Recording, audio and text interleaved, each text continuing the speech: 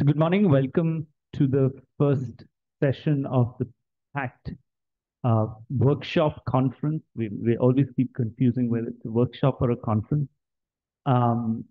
It's great to see all the numbers here. I assume that a good number of you are the participants and paper presenters, discussants at this conference, and others have joined us in with various interests. So welcome and good morning. Welcome to the National Law School. We start this session with a brief introduction about the project. I will do a first cut and Rochna will follow, followed by an introduction to our first keynote speaker, Professor Pratap Mehta, and hand over to him for about 45 to 50 minutes, after which we'll open up for a conversation across the room. So the Pluralist Agreement on Constitutional Transformations project, the PACT project, is about 2 years old now, and we have been in a multi-university team based out of SOAS, Oxford, York, and the National Law School, been working on trying to develop a new understanding of the formation and process of agreement that made the Indian Constitution. The project has two parts.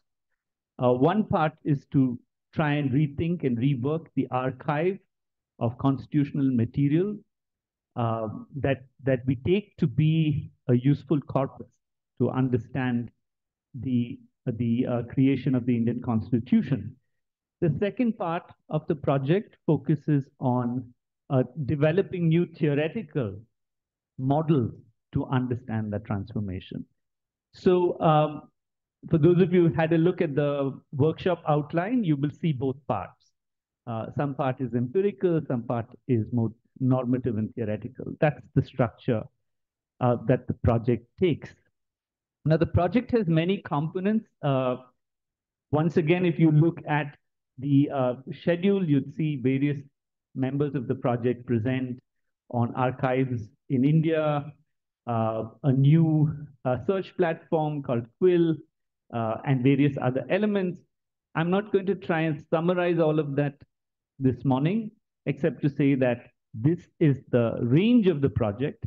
And this workshop is an opportunity for us to deepen our understanding of what we might have achieved or not in the last 2 years, and invite what I think is an excellent group of scholars who are already engaged in this period of Indian constitutional history to share their work with us and take this conversation forward. So that's the nature of the project and the nature of the intervention of which this conference is a part. So let me invite Professor Rochna Bajpai, who is the lead PI on this project, to take us forward and probably provide a deeper theoretical take on what pluralist agreement might look like and what is the conceptual frame of the project that we're trying to explore here. Rochna?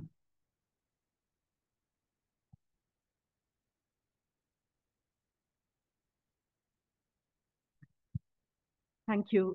Thank you very much. It's an honor and a privilege to be here at this fantastic institution, which has produced much groundbreaking scholarship on the making of the Indian Constitution. My name is Rochna Bajpai. I'm principal investigator, as Sudhir mentioned, of PACT. There are many of us, many around the room, who've contributed a great deal to the understanding of constitutions and constitutional history. PACT was envisaged as a research collaboration, which would try to take forward the idea of constitutions as negotiated agreements between diverse groups of individuals. A key and often neglected aspect of the Indian Constitution is the fact that it was negotiated between very diverse groups of individuals who came to an agreement on a text. And in the divided world in which we live today, in which it's extremely hard to come to agreement on any topic, the fact that such a diverse group of individuals at one of the most critical and violent and conflict marked moment were able to reach an agreement is what is an achievement, however flawed the outcome of that agreement may be. So PACT is a project which seeks to agree to understand how this was arrived at, how this process of agreement was arrived at between these diverse groups of individuals. And there are two sets of stories that we seek to foreground in the work we do, which takes multiple forms. It's archival, it's digital, and it seeks to build, as Sudhir just put it, new theoretical models. Two stories. One, the stories of forgotten amendments of committees and the amendments that were tabled or not tabled formally, whether they made their way into the Constitution or not. And with the help of the Quill project in Oxford, we are both documenting and visualizing that process in a new digital platform. And the second is forgotten histories of those who may have made representations, petitions, mobilizations of various kinds in relation to the Constitution, which then make their way either on to the plenary debates or to the final Constitution, but which nevertheless engaged with Constitution making, as the pioneering work of historians has shown us in recent times. So these are the two neglected stories of Constitution making that we seek to foreground.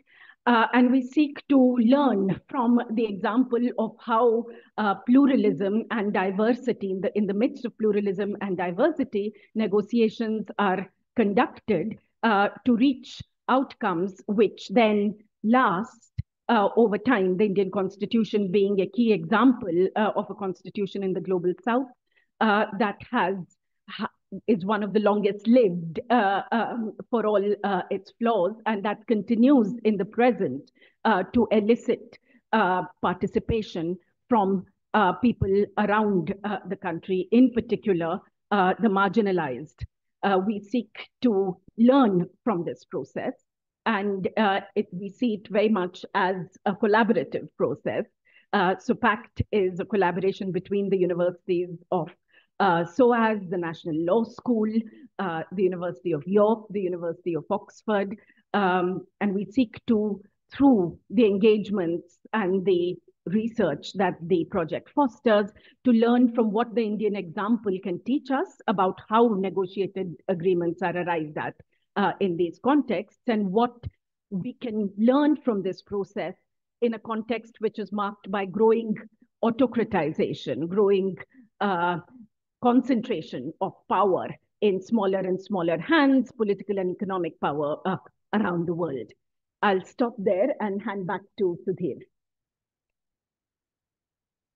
Yeah, thanks, Roshna. And we start this conversation with an inaugural keynote from Professor Pratap Bhanu Mehta. I will do a brief introduction. I'm sure most of you in the room know him and know his work. But I'll walk you through an introduction and then suggest some reasons why we thought that engaging Pratap at this conversation might be useful before I hand over to him. So Pratap Bhanu Mehta is the Laurence S. Rockefeller Visiting Professor for Distinguished Teaching at Princeton University. He was previously Vice Chancellor of Ashoka University and President of the Center for Policy Research at Delhi. He's previously taught at Harvard University, Ashoka University, and JNU, and has been global faculty at the NYU Law School. He's published widely in political theory, history of ideas, Indian constitutional law, and politics in India. He is the author of The Burden of Democracy, 2003, and has produced several edited volumes, including the Oxford Handbook to the Indian Constitution. His forthcoming work looks at philosophical ideas about religion in 20th century India, and we look forward to reading more about that at this juncture in Indian political history. His policy experience includes being convener of the Prime Minister of India's Knowledge Commission between 2005 and 7, and a member of India's National Security Advisory Board. He's also an editorial consultant to the Indian Express, and I suspect that many of us in this room have read and engaged with those columns over the last decade. In thinking about the conference and how we might like to present and engage with the ideas of this conference, we were keen to bridge the disciplines of political science, political theory, and law, in this case, constitutional law, as being the primary push, the primary vector behind this project. And we couldn't think of a better person who's done this over the last decade and a half than Pratap. We have had the opportunity at the National Law School to engage with Pratap, albeit in COVID times and virtually. So we're delighted that on this occasion, Pratap is here in person and readily agreed to be here and speak with us. He has engaged with generations of graduates of this university in various capacities, and we hope we are as excited to engage with the future generations, many of whom are in this room. Thank you, Pratap, for joining us, and over to you.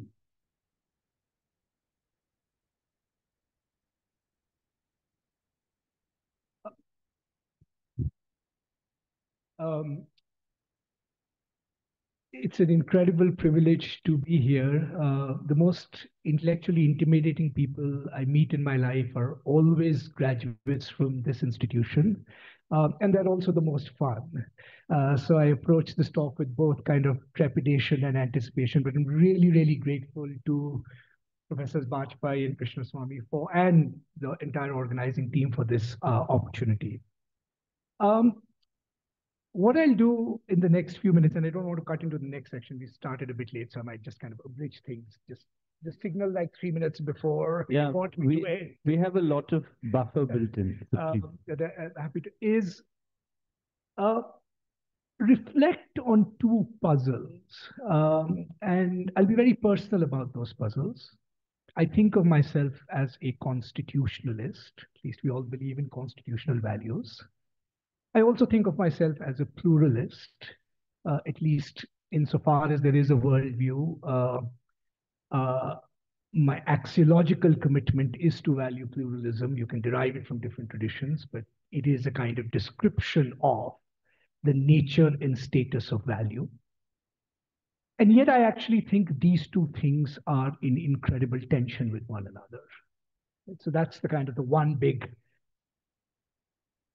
provocation I want to kind of share with you, and a personal perplexity. The second provocation and perplexity I want to share with you is one of the remarkable things about this PACT project, and you can see it in this really astonishing group of scholars it is assembling today and tomorrow. I've learned so much from each one of them. That one of the most exciting things is that it is going to be doing a lot of work of historically excavating different forms of constitutional discourse, remind us in a sense of perhaps even the contingency, right, of the kind of constitutional outcomes we actually ended up with.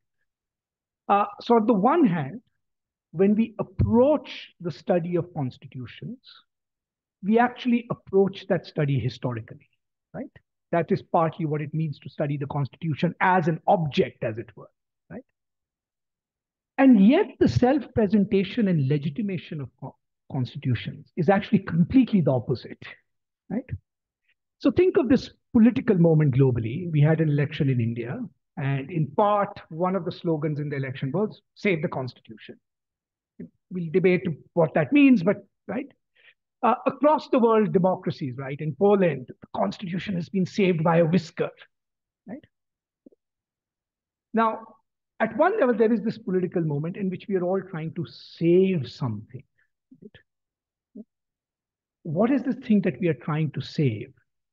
And why do we think this thing that we call the Constitution has that kind of atemporality about it, such that the thought of radically changing it, right, rather than fulfilling its promise, seems to fill us with immense dread.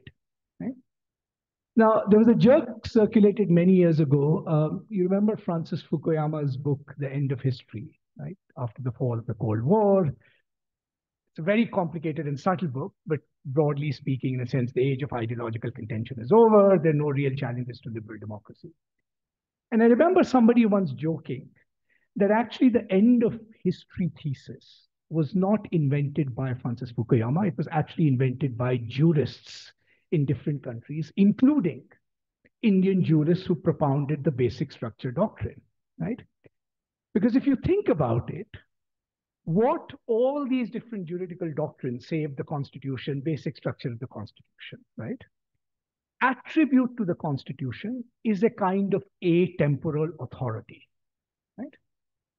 I suspect most people in this room, right, maybe there'd be interesting disagreements, would be committed to a version of constitutionalism of the following sort.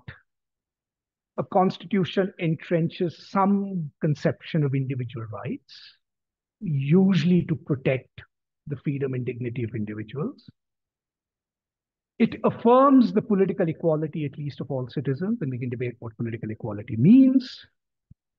It provides institutional checks and balances on the concentration of power and the exercise of arbitrary power, right? It allows citizens to exercise political agency. That's the kind of democratic component, and also engages or brings about transformation through practices of political justification, right?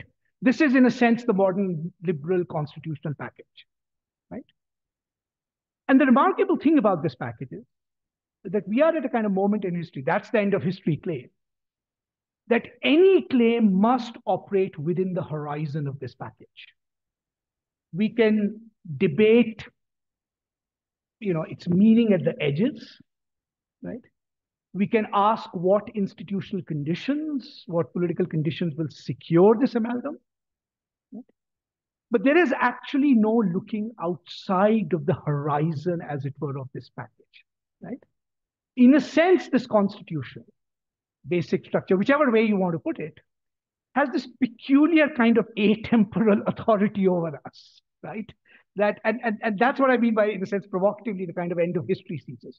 So on the one hand, we want to kind of keep excavating the contingent nature. Of course, it's a historical document. It emerged out of a particular history. But in the process, it now acquires this atemporal authority. You might say it actually performs roughly the same kind of discursive function as Sanatan Dharma does, right? If you think about it as a concept, right? This is our Sanatan Dharma. How dare you think about changing this constellation? And around the edges, we can do things. We can debate economic policy. We can debate taxation policy, some redistribution, some reservations. This amalgam, that's the end of history. And the remarkable paradox of the moment is that we bristle at the thought that we are at the end of history. And yet, our modes of talking, our discursive horizons, now increasingly our institutional imaginations are basically, in a sense, tied to this. So, Thomas Jefferson's worry, right, about constitutionalism, that it makes everybody who comes after that a mere footnote to history, right, is a kind of, and that's the paradox I think it's worth actually reflecting on. Because this is a very, very peculiar way of thinking about constitutions, right? And I want to kind of underscore this strangeness because this is a kind of historical project or a project of historical excavation. Think of other ways in which people have thought of constitutions historically. And one of the most remarkable things about the way people have thought of constitutions in other ways is that in those ways of thinking, history was, as it were, embedded in the Constitution. The Constitution was not this kind of atemporal authority that then exercised sovereignty or authority, in a sense, over future generations. So just to give three examples, right? Three very radically different ways of thinking about constitutionalism. And I'm going to be very crude about it, but I hope you can see the point heuristically, right? So one conception of a constitution was constitution is basically just the assemblage and totality of practices by which people live, right? This is kind of customary constitutions. If you take Indian texts like Niti Sar or something, and look, every tradition has constitutions. I mean, every tradition has a conception of what is arbitrary power. It makes all kinds of distinctions, allocates authority, right? But roughly speaking, it's a version of constitutionalism that basically says the life world as it is constituted, right, in its customary practices, just is that totality of assemblage, just is how that society is constituted. And in fact, the measure of arbitrary power, right, is almost always in relation to that customary law. Now, the most sophisticated version of this arguably was England, that actually, I think the peculiarity of English constitution is not parliamentary sovereignty. It is actually that the assemblage of practices since the Norman yoke, that just is the constitution of England, right? Had certain advantages. One, there's no gap in a sense between the constitution and the life world, right? So no kind of motivation problem. It has a theory of historical change built into it. The constitution changes as the assemblage of these practices change.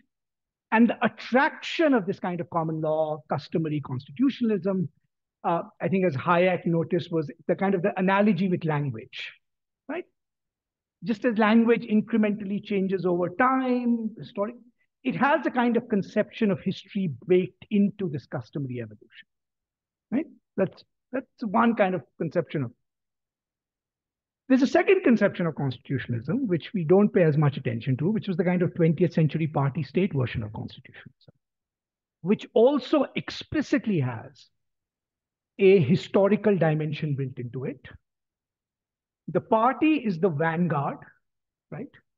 In a sense, the bridge between the present and the future.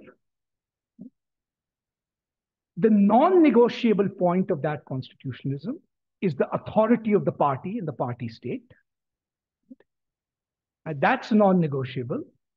But what values will constitute that bridge between the present and the future?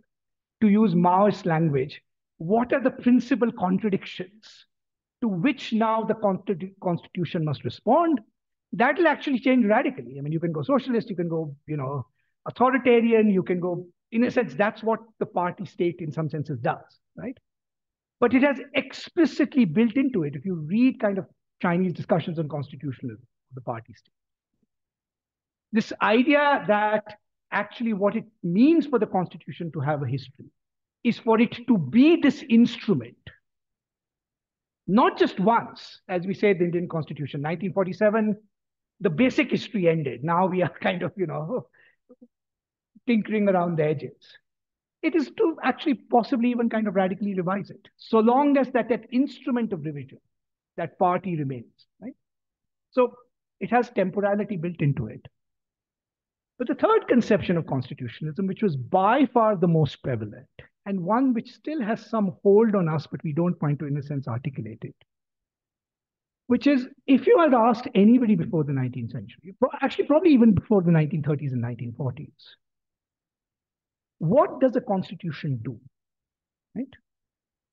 I gave you a list of what constitution does: limits on governmental power, individual rights, allocation of authority.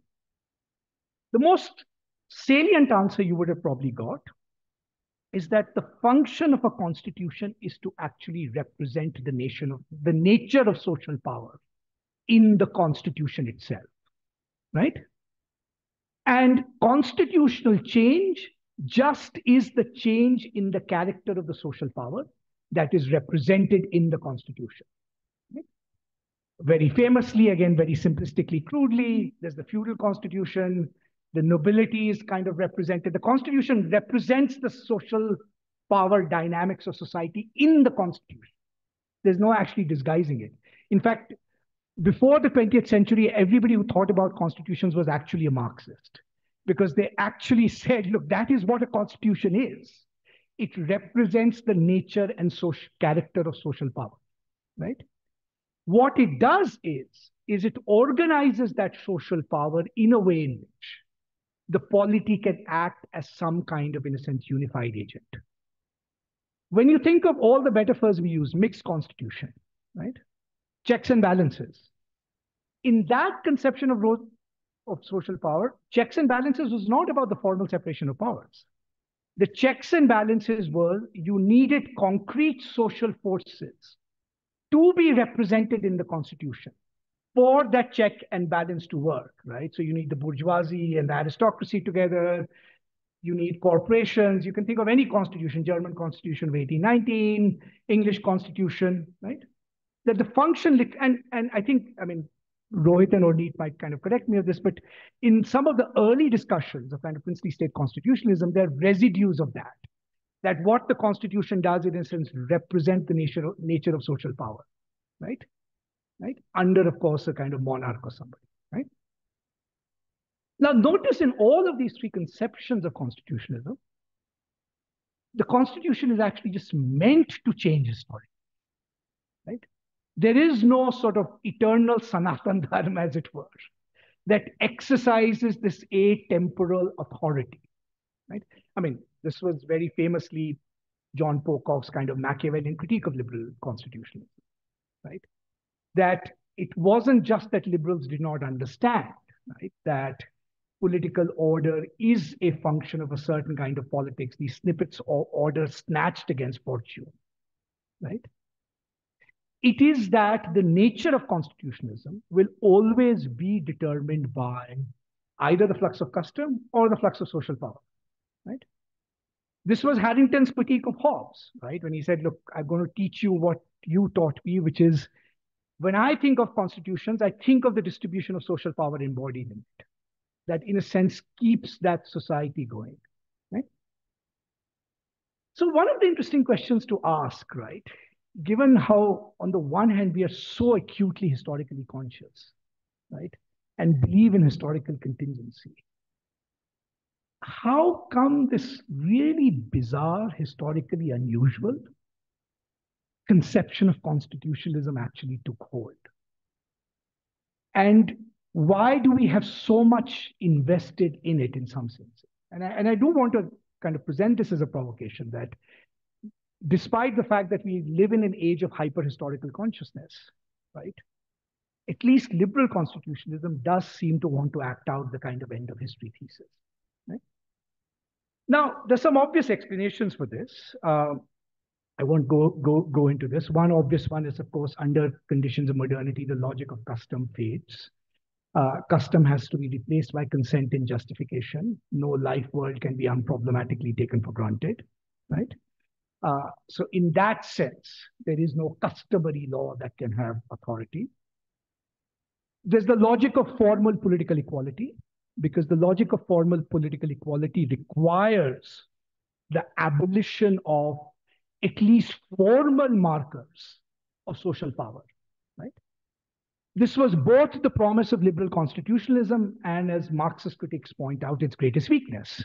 Because they said what this abolition does is, in a sense, it simply disguises the fact that society is still constituted by different forms of social power. It just doesn't allow the constitution to represent them, right?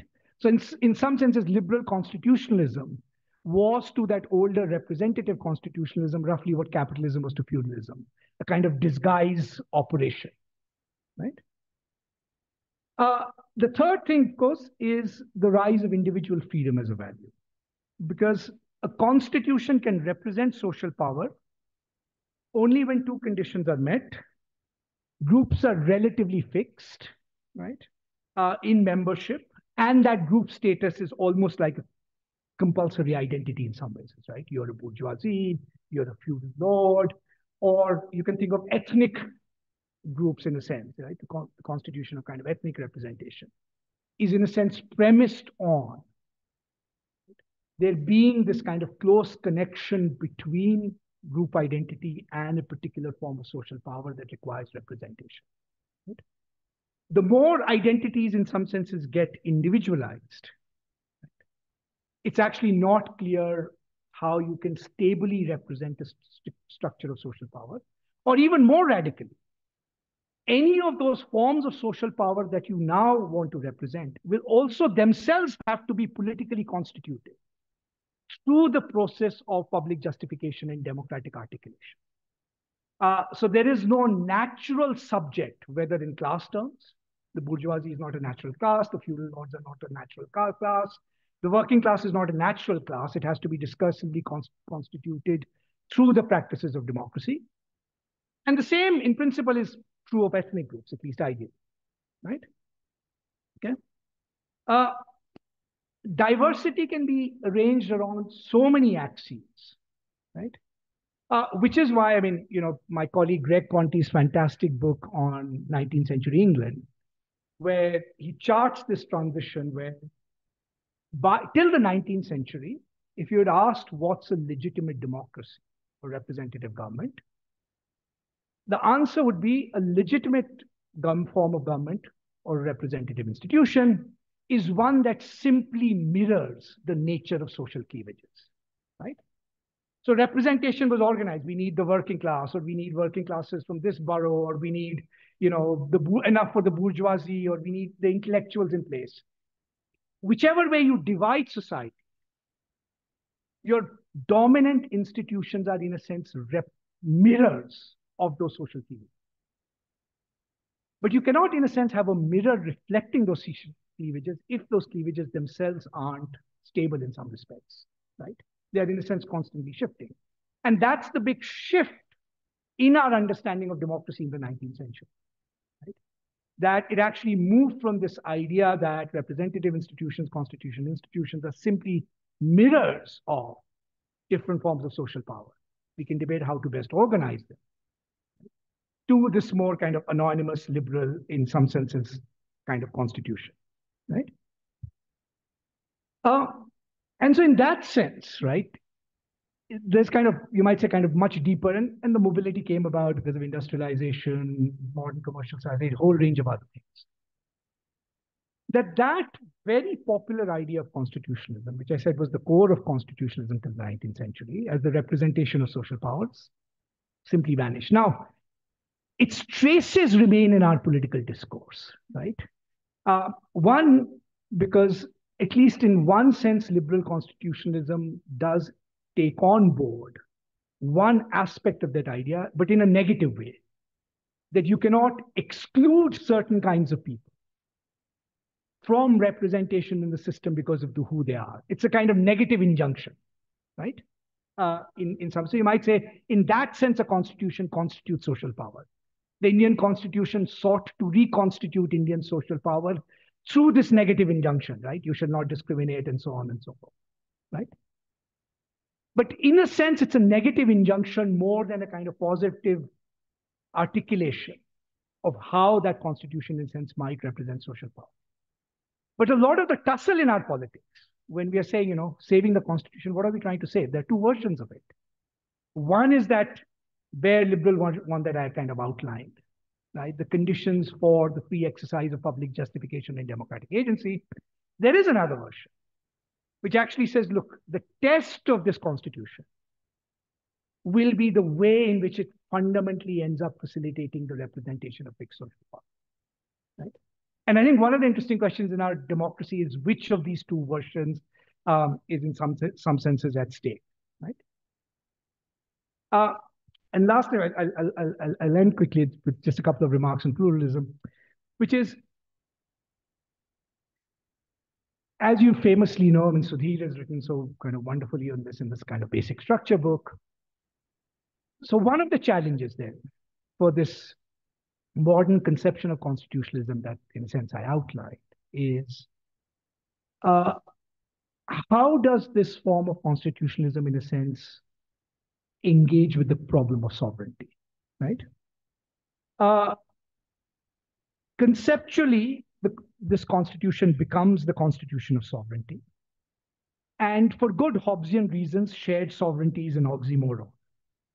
So the only constitutional morality you can have, technically, is the morality that is actually internal to the constitution of sovereignty. And as you know, very famously, most liberal theorists, following Rousseau's read, kind of nicely cheated on this. They cheated on this simply by saying, well, a people can be sovereign only if the people is properly constituted. What does it mean for a people to be properly constituted? Through a constitution or through conditions that secure the individual freedom and equality of each one of its members, right? And it is for this reason, I think, I just want to put this out there, that while we want to make the distinction between liberalism and democracy, often we do, right? In practice, the constitutive conditions of liberalism and the constitutive conditions of democracy turn out to overlap substantially. And it's not a historical accident that almost any attack on liberalism ends up, liberalism in this constitutional sense, will end up as an attack on democracy at some point and vice versa, right? So the idea of an illiberal democracy is a bit of an oxymoron. Okay? Just one little kind of historical footnote. So again, Orneet and Rohit might have actually come across better words on this. I was trying to look up the etymology of Samvidhan in at least Sanskrit and other Indian languages, right? Of course, it's a term that's freely used in the Mahabharata in very different contexts. Krishna is actually the creator of Samvidhan. I mean, he of course creates a Samvidhan through the order of time. The plan that he who wields the chakra makes, right? And then incredibly poetic references to this act of constituting. But when Raghuveer, was Professor Lokesh Chandra's father, one of the kind of great Sanskritists of the 20th century, he bats for using the word Samvidhan as a translation for the Constitution, right? And the gloss is actually quite interesting. So it just takes the literal gloss, which is some upsarg prefix meaning together. There's a debate about it, how you interpret it etymologically, but in a particular way, in a Vishesh way, vidha, a term from Mimamsa, right? So ordering in a particular way. And the gloss he gave was, in a sense, a constitution is a way, is in a sense, a way of together producing something and bringing into being something that is more like the Mimamsa ritual, right? It is the act of performing it that actually brings it into being. And the emphasis, in a sense, the act of performing it together, which in a sense is a kind of gloss to the argument, in a sense, I mean, making that in a way, what the modern constitution does, while it claims atemporal authority, that authority can subsist only if we, in a sense, together reenact it at every moment, right? That's, in a sense, its concrete connection with politics. Now, I just want to close with one thought on pluralism. I know I'm running out of time. I must to say about pluralism. So why did I say that I have a worry about kind of constitutionalism and pluralism? One is this kind of tension between constitutional and mainstream. Now, if my version of the end of history constitutionalism is the description of where we are, right? This kind of package that I just outlined, then where does pluralism fit into this liberal constitutional scheme, right?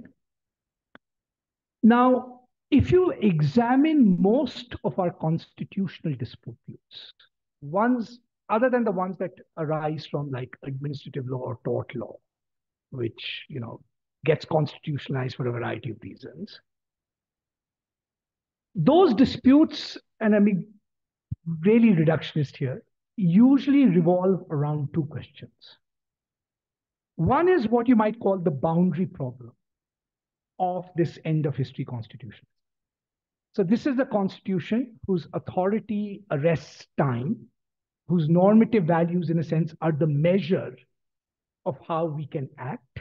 They provide the horizons within which we are constrained. But the enactment of that constitution, right, of course, is something we have to do in our daily lives. We have to act as if this constitution is eternal, right? But the question is then, who is the we here, right? Who is, in a sense, the demos in whose name this daily enactment of this kind of modern equivalent of the Mimamsa ritual of the Sanatana Dharma is in some sense enacted out, right? And of course, as we know famously, liberalism and democracy both have had a problem with membership. Who gets to be included, right? What are the terms of, in a sense, this inclusion? And that's the debate in a sense around nationalism that we see in different contexts. The second debate, and that's one way in which pluralism gets implicated, right? But the second debate, perhaps more important for pluralism, is what is the scope of this constitution? So not in a sense just the membership question. What do I mean by scope? So for much of the 20th century, 19th and 20th century, one way in which liberal constitutionalism sold itself, justified itself, was to say, look, the beauty of this constitution, it leaves people to be free to be who they are and construct the kinds of lives, associations, economic choices that in some senses they want to make, right? Yeah. And I think there is something to that, in a sense, promise. So it's not a constitution that burdens people with identities matter to people, people's differing values matter to people. But the whole point is that the constitution should not bear the weight of those identities and those plural choices. Right? But underlying it was a sociological story that there are lots of domains which govern our lives, right? Through different kinds of associations, NGOs, corporations, families, religious organizations, you name it, right? A whole variety, right? Which provide a kind of institutional setting where we can enact out these plural views. So the constitution doesn't have to be religious, but your private religious organizations can be in some senses religious, do whatever you want, right? Okay. Now the challenge and why this constitutionalism in a sense has underbeen pressure, which is, do those forms of, let's call them non-state institutional life, some of it is private, but some of it is not private, does that form of non-state institutional life have to also work to secure the conditions of that formal liberal constitution, right? So as a formal liberal constitutionalism, high premium on individual freedom and equality, right? Now there's a sociological critique which says, look, unless the dominant institutions of society do not actually produce those practices in their associational life, you're actually not going to be able to get those values in the life of your common citizenship, right? And which is why, on a whole range of things, right, we have sought to horizontally extend in a rationalist kind of way that liberal version to range of associational life, right?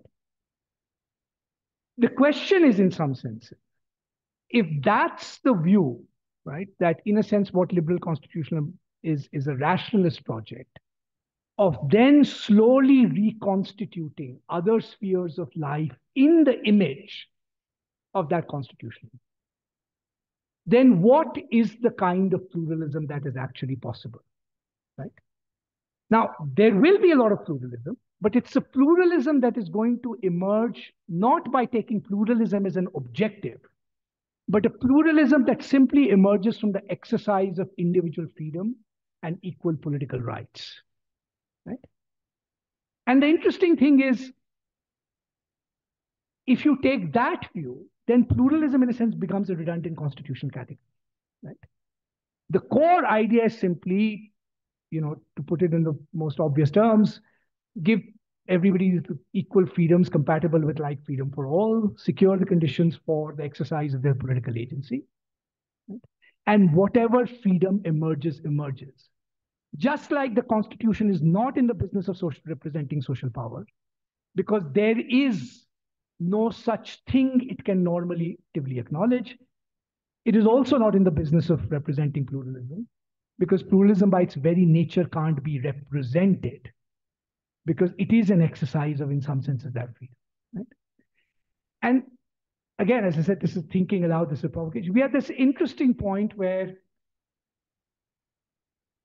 we chafe at the thought of end of history, right? I mean, the one thing everybody's united on is kind of liberalism is not the end of history, can't be.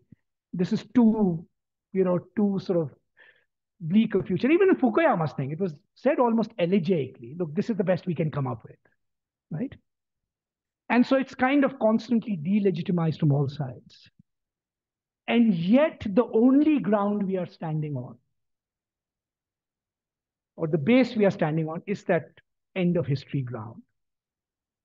And on the pluralism side, we end up misrepresenting the implications of liberal constitution for pluralism if we actually cast it as a project for protecting pluralism and giving it representation. It is actually a project for freedom, and the pluralism chips can fall wherever they will.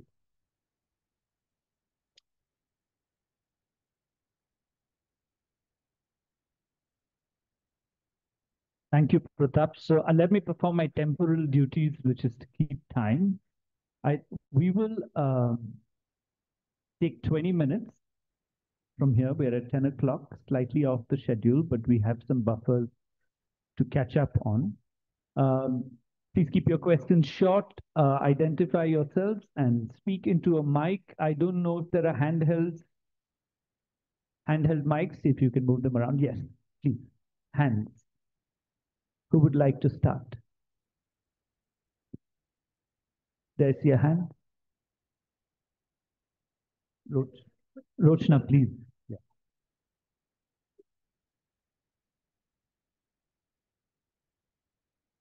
Between pluralism and freedom.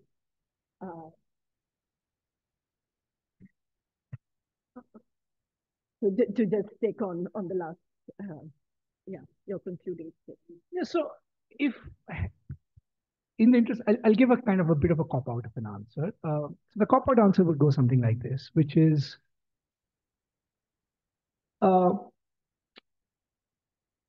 if you're a value pluralist, and one of the reasons value pluralism, even if it's true as an axiological, is actually not very helpful in thinking of constitutionalism, is the following. So there's one version of value pluralism, which is the kind of tragic version, right? Which is, there are lots of values, things worth having. You can't realize all of them simultaneously in the same society, right? Some things got to give. The society is built on virtues of loyalty, will not have the same characteristics a society will. Freedom. I mean, you could run it kind of several different ways. Now, the problem that arises is, suppose you have two groups in some sense, both of whom are standing the ground of value. And let's for a moment grant that the values that seek to instantiate are, in a sense, objective, right? I mean, they are values, right? You would even, in a sense, acknowledge. But when you come into conflict over which one, the liberal answer is, in that sense, going to be, well, privilege the one that, in a sense, makes the space for maximum individual freedom, right? And that is, strictly speaking, not a kind of value pluralist answer.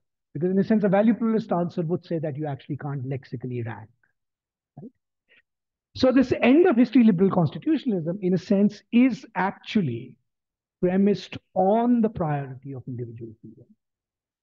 And only such pluralism that actually just emerges out of that, in a sense, exercise, right? And that's why I think, in the end, pluralism becomes somewhat kind of irrelevant to thinking about at least liberal constitution, right? That's what I think. The second way in which I think, which is perhaps more practical, is, so one of the logics, right, of pluralism is that pluralism in turn has to take recourse to the language of liberal constitutionalism in the following way. So I see group A seeks to impose its values on group B, and let's say they're valuable, even group B acknowledges they're valuable. It just so happens they don't want to live that way, right?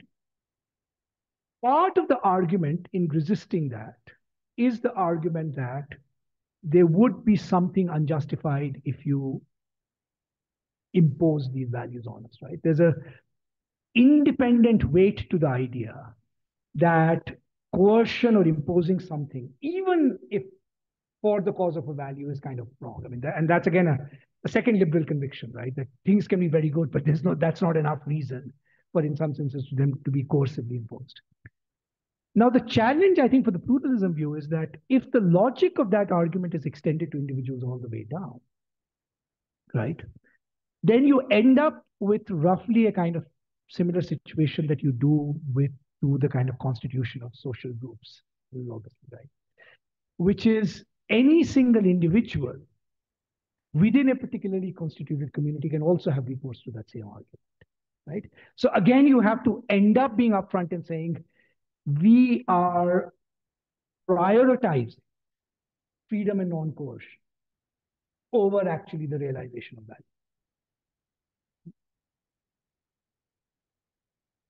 So I have three hands, Professor Kamala, Shruti, and Moise, in that order, and then we'll go to the next round. Yeah, thank you very much for that, and I'll be quick with my question. As I was listening to you, the tension between two versions of constitutionalism in India, the negative injunction and the need for positive affirmation. And I thought I felt that you had some doubts about whether the save the constitution ignored the second. I also was thinking, as you were recounting historically, that in many ways we circle back to an initial criticism of constitutionalism, which you find reflected, say, in Europe with the return of the social, which is now center stage. And the question of solidarity as a counterpoint to pluralism itself. So I'd really like to know why, if I could, if you wouldn't mind, Pratap, my asking you this question, why you left out terms like solidarity and social justice in your broader understanding of that which is still marking time in Indian constitutionalism and whose time has yet not come. Yeah, let's connect. Yeah, faster. Yeah, please.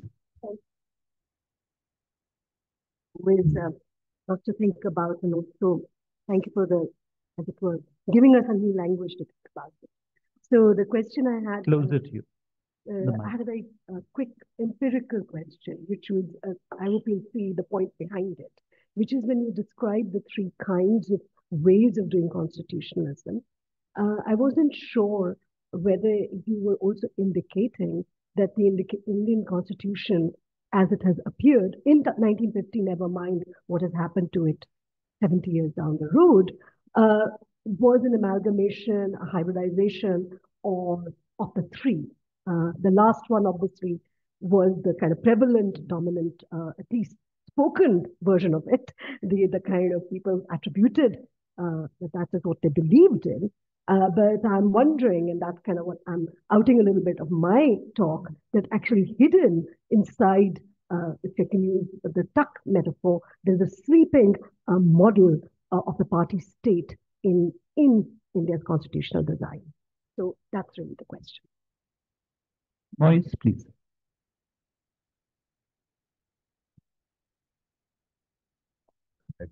Your address. Just a quick comment first on the connection. I mean, I too believe in this etymology. I do this myself, Samvidhan, and it's very interesting to me that it's very exactly the equivalent of constitution. So statuere is to erect, to found, to establish, and con is doing it together. And it's nice that, interesting to me that in all the saving of the constitution and so on, it's Samvidhan that gets picked up and not the other Indic expressions like Ain or Dastur and so on.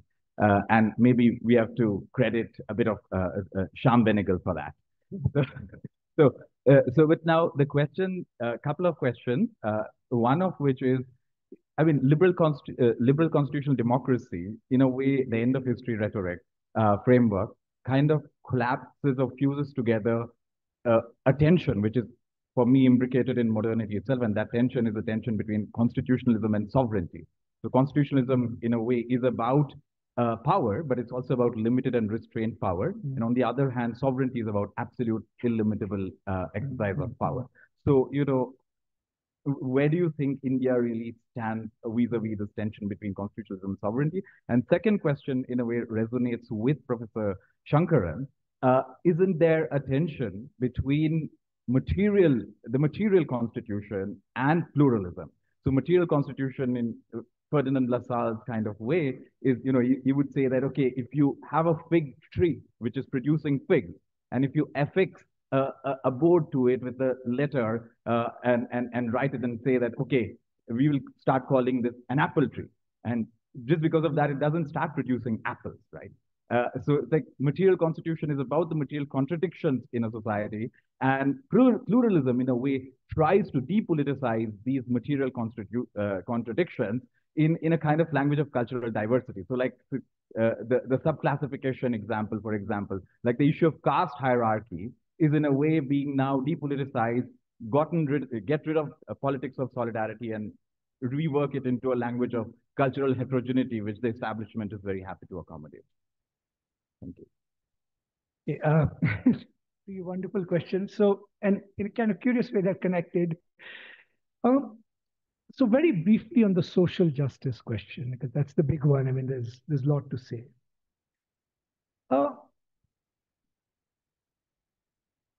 I think the way I would think about it is not that liberal constitutionalism, in a sense, depoliticizes the question of social justice. In fact, I'd actually argue the opposite. That by saying that the social question should not be constitutionalized, other than in this kind of negative way, right, that people are right, it actually creates the conditions for the politicization of the question of social justice. And I think one of the questions we have to ask, right, which is in a sense, I think one of the challenges of Indian constitutionalism, is it's a constitutionalism that is being asked to bear the burdens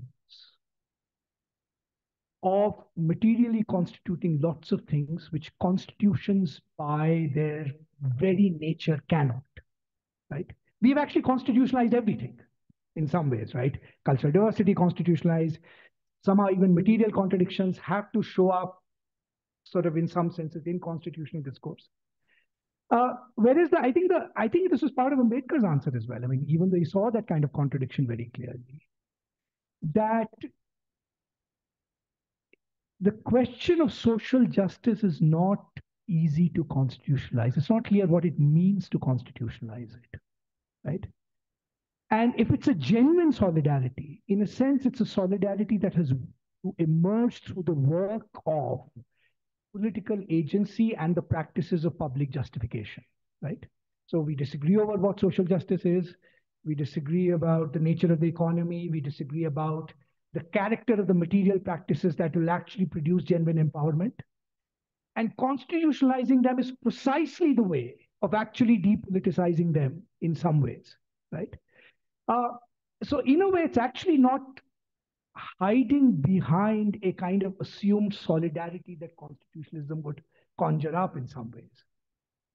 And that's why the second part of that liberal constitutionalism bit is also as important. It's not the entrenchment of rights, allocation of power, the exercise of political agency and the practices of public justification. That in a sense, those are the forms of engagement through which, right, conceptions of social justice will emerge. Now, we can actually debate about what are the conditions that secure the exercise of, in some senses, that political agency, right? So that's when you're thinking about it, that it's not that it kind of does away, but I think it rightly, just as the Constitution does not want to burden us with a kind of identity, with, this is bearing civilizational identity, history, it's exactly for that same reason. Because it actually allows a genuine politics to, in some senses, emerge. And I think one of the mistakes that happened in global constitutionalism, which we are doing, right, there was this period, 30-year period, right? Warren Court onwards, Indian constitutionalism, American constitutionalism. I mean, you know, somehow through constitutionalizing discourse and getting judges, you can get everything on the table, right? Every social right, every economic right. I've always been skeptical of that, but I also think even in political terms, actually, in a sense, it was a mistake in most cases. I mean, other than the sort of, I think that the discrimination, right? The question about the party state you asked is really interesting. So let me kind of broaden that question out a bit, because I think the one issue that modern constitutionalism, again, very famously, has not had a clear view of is actually political parties, right? So we know liberal democracies operate through political parties, and political parties are, in some senses, wonderful things because they are ways in which you create coalitions to form workable majorities. And in that sense, they actually make politics possible. Right? Yeah? The challenge with the political party story, I think, is, so there's a formal arrangement of checks and balances, right? Judiciary, executive, legislature. In most cases, executive and legislature and parliamentary government has got fused. But one of the challenges of constitutionalism is that it is in deep tension with party democracy. Because if that partisanship story is taken all the way down, it actually undercuts the autonomy of those checks and balances, which is what we are seeing in democracies globally, right? Judiciary left or right. Technically, it's not even a question you should be able to, in a sense, able to pose, right? So the party government story acts as a check and balance only under conditions where somehow the politics is miraculously producing enough of a balance of party power for them to actually check each other. The minute that balance shifts a little bit more to one side or the other, right? A dominant majority, enduringly crafted, right? Actually, these checks and balances will have no answer to the party state conundrum, right? So you're exactly right. I mean, it's one of the remarkable discoveries is how feeble the paper constitutionalism has been against partisanship, which is in a sense a consequence of the party. And the party state, in the sense in which you've written about it, is in a sense the extreme version of that, where one party happens to acquire that dominance. And if it also happens to be a party with a very clear ideological agenda of what it wants to do, you know, your basic checks and balances are gone. So the checks and balances of constitutionalism, this political scientists' constant quarrel with lawyers and, you know, juristocrats. Judiciaries will be independent. They will reflect the underlying distribution of political power in society. Historically, that's how they've been.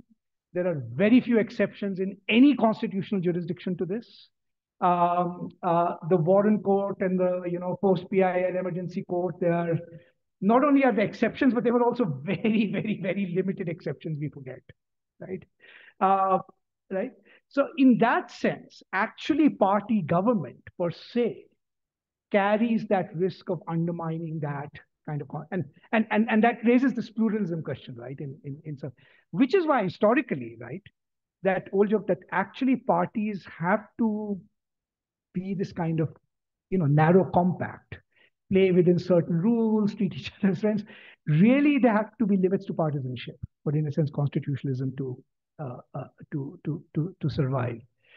Was your wonderful question about social representation, cultural heterogeneity. So, I mean, I have, I think, a different take on, I think, what's going on in the subclassification, I think, story. I don't think, so I agree with you, which is that a lot of the emphasis on representing, I mean, not against representation, but seeing how the politics of it, a lot of the emphasis on representing, in a sense, some sense of pre-constituted social groups, right? It has been a kind of cheap and easy way of addressing the question of social power, because it does actually very little to address the material conditions that actually produce and reproduce those social power. I mean, I'll give you the crudest example. I've tried this with so many politicians. And I'm not saying one is the substitute for the other, but why has it been so difficult for any chief minister of any state, any prime minister across political parties, to say tomorrow I'm going to actually commit to 6 to 8% of expenditure on GDP on education? Absolutely not a single one. The reverse consensus has also been massive because we were getting social justice on the cheap, right? So I actually, in a sense, agree with you that in a way, right, that but here's the paradox, right? Precisely because it got constitutionalized, there's actually a much greater prestige and much greater political identification with this mode of incorporation than actually thinking about the material conditions that actually produce that social power in the, in some sense, in the first place.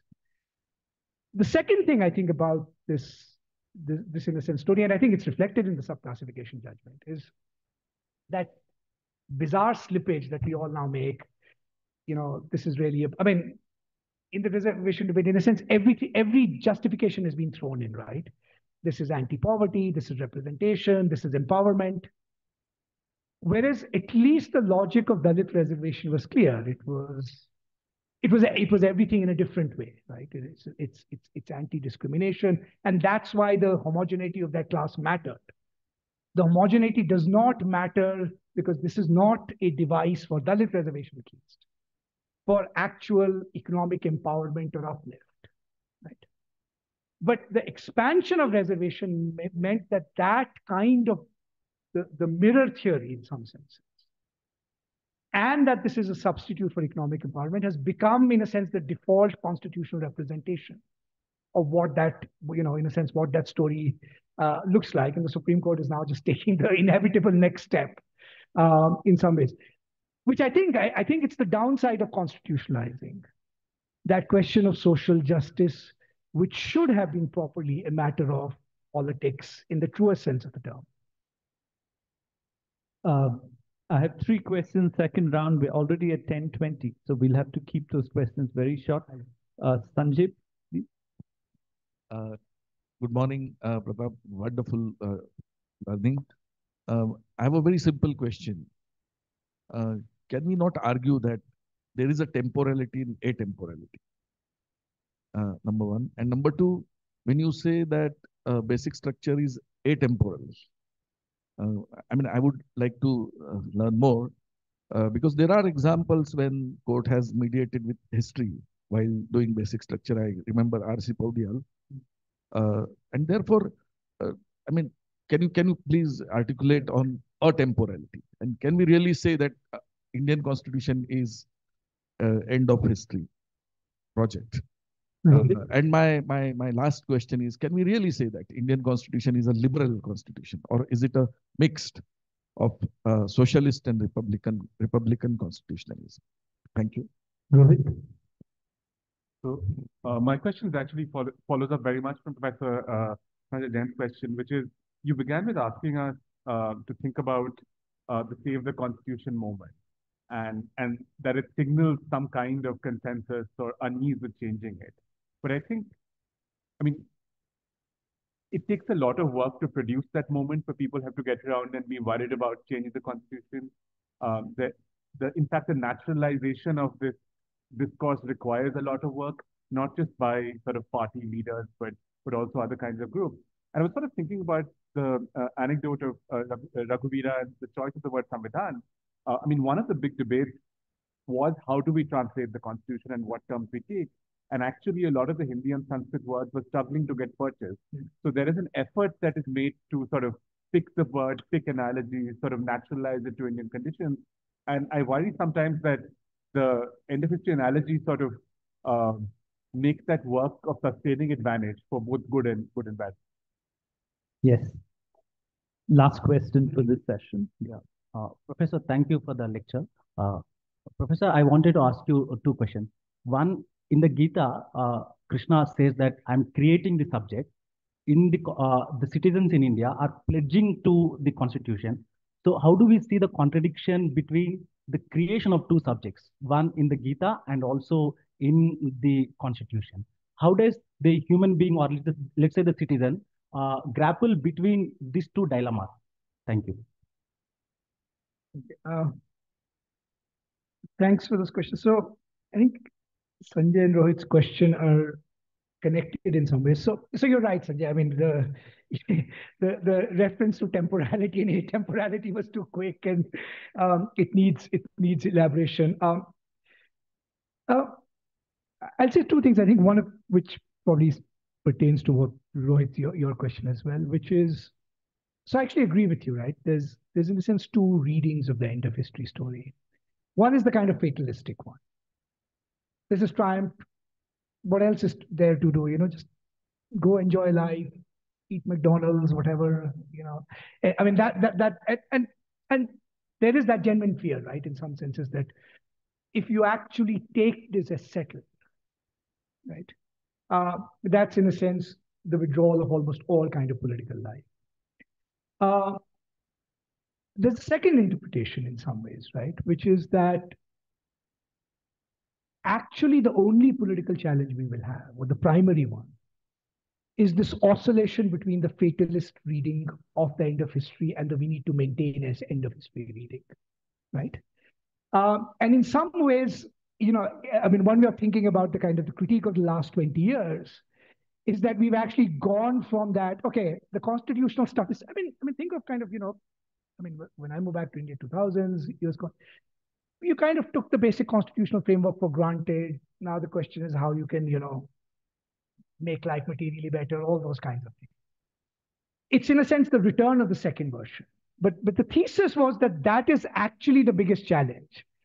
This kind of oscillation between a certain kind of NUI that will creep in about this thing called liberal constitutionalism from all sides. It's too boring. It's like we've even forgotten why we got into the first place, right?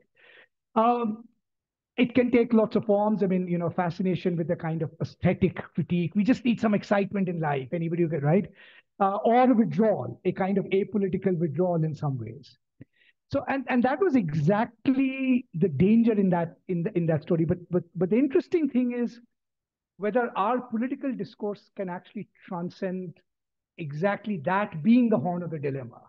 That the moment we are in it is okay, let's somehow get over that NUI and at least save this thing, right? Rather than think of something in a sense outside of its horizon. And then that's the sense in which I'm thinking of atemporality, right? Which is, so you're right, of course, that the Supreme Court has, modified the basic structure. My own view is that it's never been clear about what it is. It's an amalgam of values and institutions. It's like the Supreme Court's reading of many, many words and articles. It could be ultimately what they choose to put in it. But insofar as there is a kind of normative core, as Sudhir has kind of articulated very powerfully, that normative core does, in some senses, seek to exercise this sort of atemporal authority, that there is a set of values and possibly a institutional configuration that exemplifies those values, not always very clearly articulated, right? That we cannot think of any form of political change that lies outside, in a sense, of the horizons of that amalgam in some ways. And in that sense, I mean, as it's not a theorized notion of atemporality. In that sense, it is kind of atemporal. We are kind of condemned to writing footnotes in a sense to that constitution. But I know this is subject for a longer discussion. Yeah. So no, I'll say so. So there's one kind of answer to that, right, in this framework, which is it's not a question we need to decide, right? In many of these matters, particularly in matters of metaphysics and religion, constitutions rightly said these are not the places and instruments that can decide this question. Not just that, it's actually a stronger claim. It's not just that we can't decide it, right? It's that the intrinsic meaning of these things is vitiated if it is actually aligned to state or political power, right?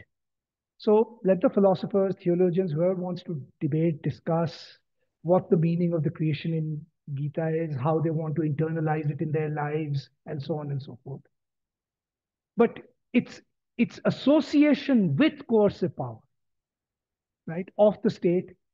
Even if you get the answer right, let's say hypothetically, right, even if you get an agreement, actually, in a sense, vitiates its internal meaning. The same thing the Constitution, I think, in the end, wanted to do with identity. It's not that the identities don't matter to people. That's never been the sense liberal, right? It's that identities are best articulated in a context where you can actually make their articulation independent of structures of coercion, right? So at one level, you don't have to kind of say, now there's a larger kind of philosophical debate in some senses. I mean, and it depends on the level of abstraction at which you, in a sense, want to go. Because if you're just looking at the metaphysics of it, in a sense, the fact of the kind of the constitution of it, the samvidhanam in some senses of it, you could say, look, in the metaphysics of action, there's a kind of commonality. Although the ethical contexts are so different of what, in a sense, they are trying to achieve, and Krishna is kind of metaphysical in some ways, that they're actually, you know, they're parallel streams that are not going to be able to talk to each other. Okay, we're at 10:30 sharp. Let me say a couple of things in closing and indicate where we go from here.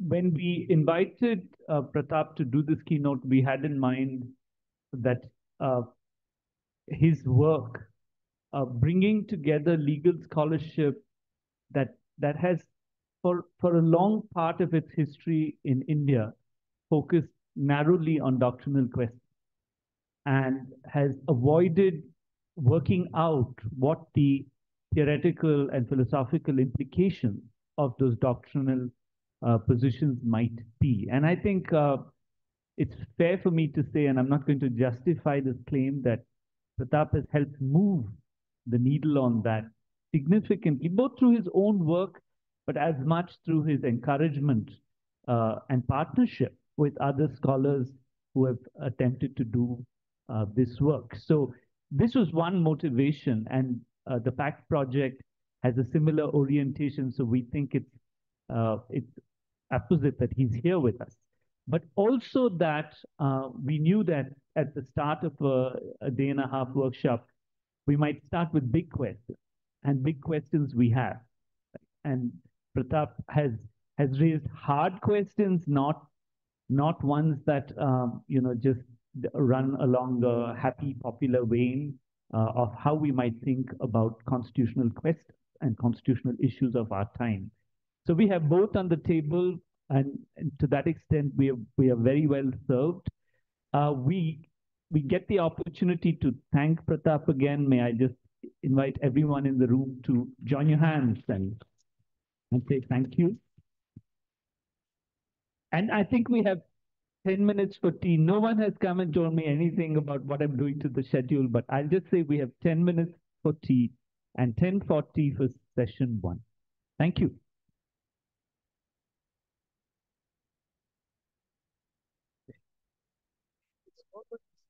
So long,